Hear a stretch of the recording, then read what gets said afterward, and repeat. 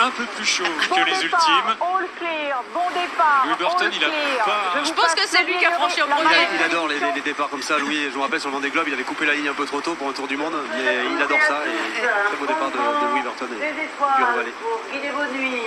Et puis toute cette force pour faire de chaque traversée une victoire. Bon vent à vous, rendez-vous de l'autre côté de l'Atlantique. Message très sympa, Ouais. encore une fois. de Claudie Ignoré. La marraine de cette 17e édition de la Transat Café l'Or, Le Havre-Normandie.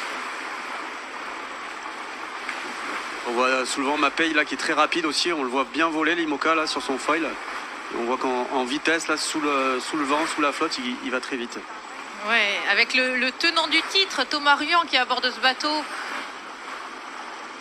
Là, ça va être un bord où vraiment il va y avoir des grosses écarts de vitesse entre les bateaux qui arrivent à décoller, voilà, à accélérer, vraiment à rester en l'air, et puis les bateaux qui vont avoir peut-être un peu plus de mal à se...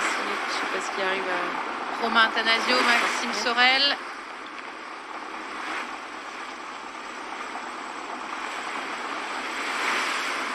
On voit déjà des grosses différences de vitesse entre les différents bateaux. Différence de vitesse entre les IMOCA à foil et à dérive, hein, c'est bien ça Yannick? Ouais, tout à fait.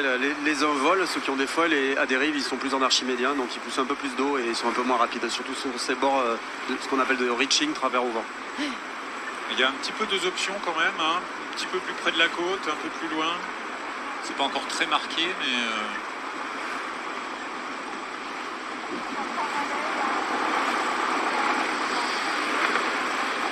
Ouais, Bien bah, le foil travaillé, le plan porteur sous le vent là, de Charal, on le voit bien là dans l'eau. Et c'est lui qui soulève les 9 tonnes du bateau. Le poids du bateau est soulevé par cet appendice qui traîne sous le vent dans l'eau.